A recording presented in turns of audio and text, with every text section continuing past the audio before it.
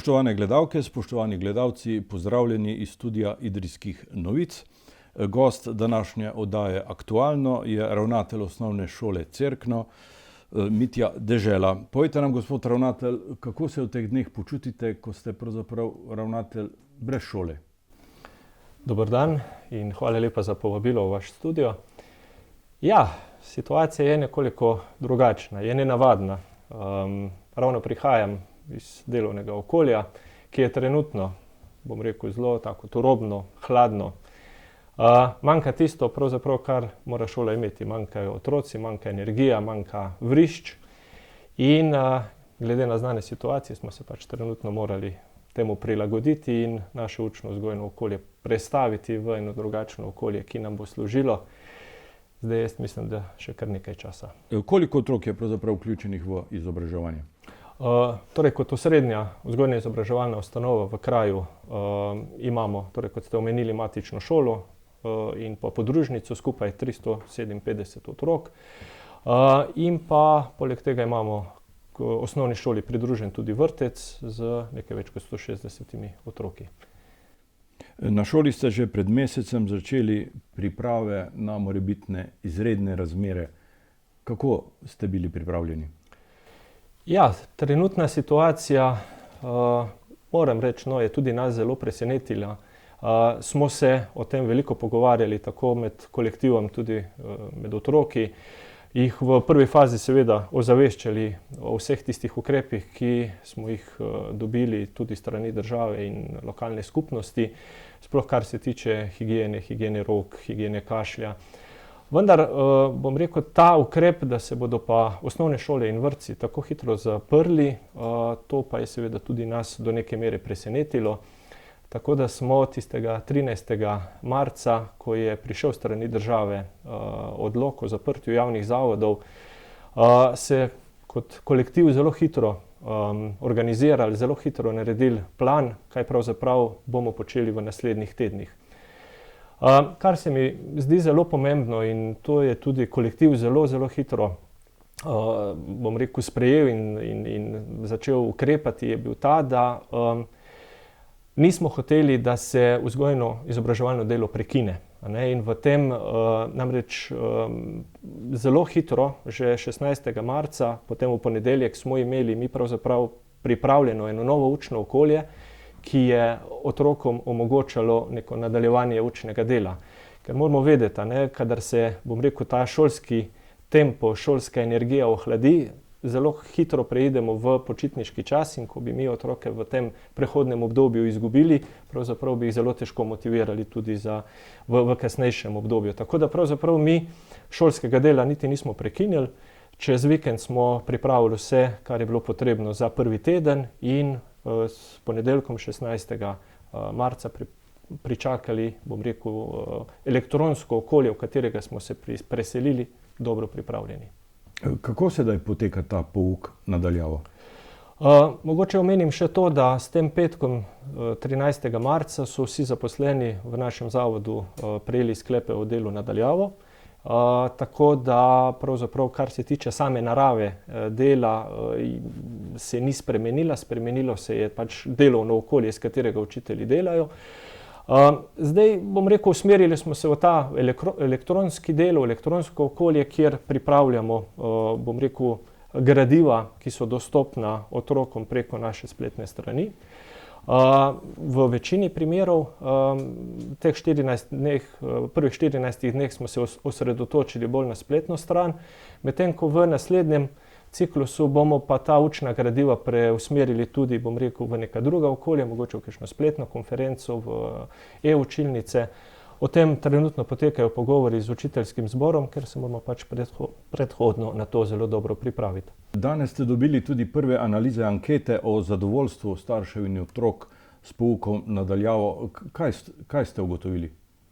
Ja, zdaj to prvo 14-dnevno obdobje je potrebno evalvirati, potrebno je dobiti neko povratno informacijo, pravzaprav kako otroci gledajo na tak način poučevanja in seveda z njimi tudi starši.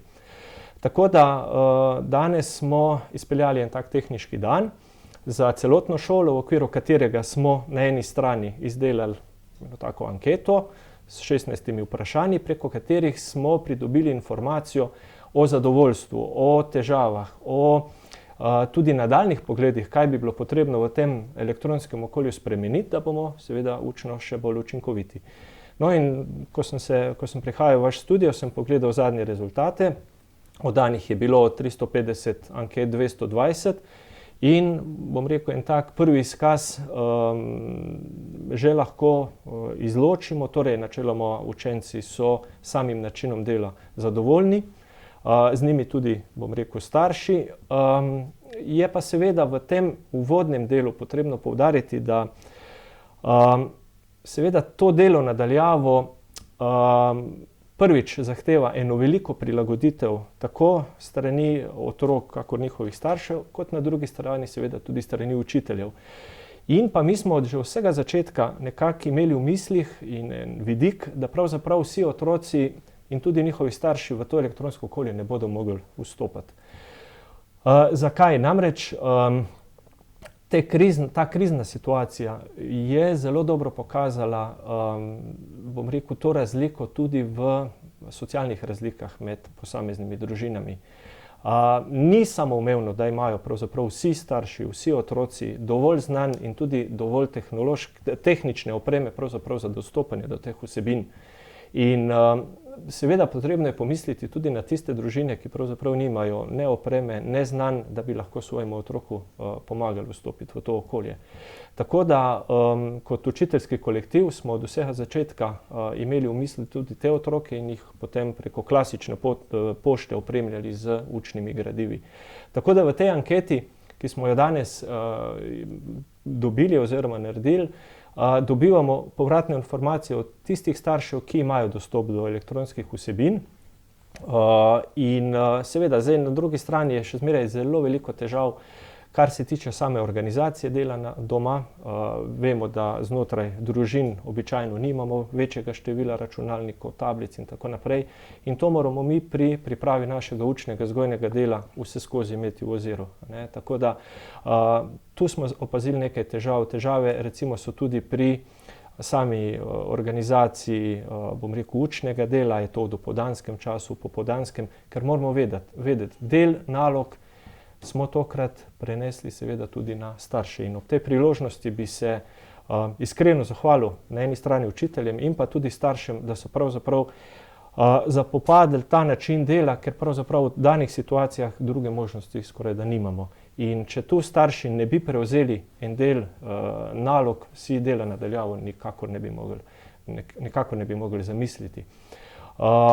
Drugače je pa sama pestrost gradiv je zelo dobro sprejeta, tudi odziv, povratne informacije, ki jih dobivajo starši od učiteljev, so zelo pozitivne in bom rekel tudi z vidika kolektiva in bom rekel informacij, ki jih na dnevni ravni izmenjujemo, lahko rečem, da je kolektiv zelo visoko motiviran in zelo angažiran v pripravo tovrstnega načina dela. Kako bo z ocenjevanjem otrok in kako boste pravzaprav zaključili šolsko leto? Ja, na dnevni ravni dobivamo strani staršev veliko vprašanj.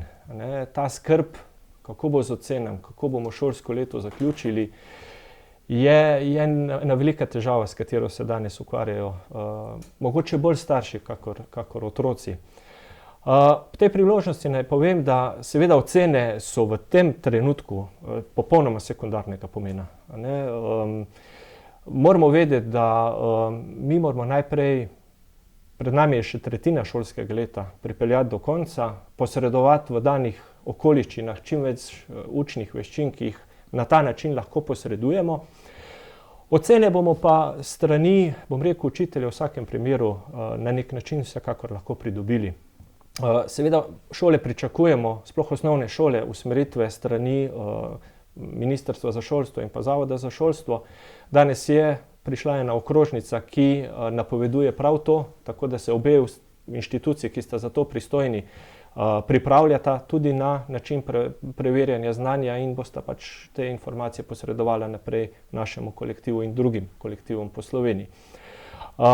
Je pa tako, da glede na trenutni pravilnik o preverjanju in ocenjevanju v osnovnem šolstvu imajo učitelji že danes dovolj možnosti, da pridobijo določene ocene, preverijo znanje, ne samo preko pisnih izdelkov, ne samo preko ustnih izdelkov, ampak je možnosti dovolj.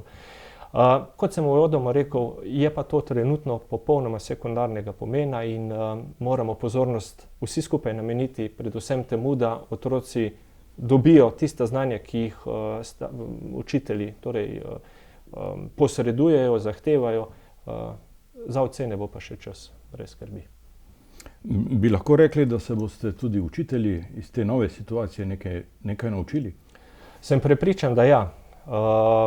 Sicer mi v našem učiteljskem kolektivu smo občasno že se posluževali dela na daljavo. Vendar v takšnem obsegu, kot ga imamo danes, pa pravzaprav nobena šola na to ni mogla biti pripravljena. Bom rekel, ta pojem delo na daljavo ima en tak famozen, bi rekel, prizvok. Zelo dobro deluje v gospodarstvu, zelo dobro deluje v raziskovalnih okoljih, inštitutih, kakorkoli. Vendar v nekem osnovnošolskem okolju, kjer pravzaprav imajo otroci relativno malo znanj z področja informacijskih znanj, računalniških znanj in pravzaprav določene stvari tu opremljamo družine popolnoma na novo. In na drugi strani tudi učiteljski zbor se je moral temu prilagoditi in sproti usvajamo določene znanja, ki jih potem plasiramo skozi ta naša gradiva. Tako da mi na dnevni ravni se s kolektivom usklajujemo, delamo plane za naprej in se tudi ustrezno prilagajamo, ker moramo nekaj vedeti. Prvih 14 dni so bili na eni strani, bom rekel, učitelji visoko motivirani, tudi učenci so bili zelo dobro motivirani, medtem ko starši, bom rekel, so se v tej fazi nekoliko lovili. Zdaj bomo pa prihajali v neko drugo obdobje, ko bodo pa mogoče starši nekako osvojili to znanje in tudi znali pomagati naprej otrokom, bo pa otroška motivacija začela malo padati, tako da bomo zopet morali vsi skupaj stopiti skupaj in pomagati otrokom po svojih najboljših močeh. Ker moramo vedeti nekaj, res prvih 14 dni dela na daljavo normalno poteka, ampak zna se zgodi, da bomo ta čas raztegnili še na nekaj tednov, lahko tudi mesecev. Kaj bi sporočili vašim šolarjem in staršem ob tej priložnosti? Ob tej priložnosti in v imenu celotnega kolektiva Osnovne šole Cerkno bi zaželel, da ostanejo v svojem varnem okolju, da v prvi vrsti poskrbijo za svoje zdravje, za svojo varnost in pa varnost svojih najbližjih.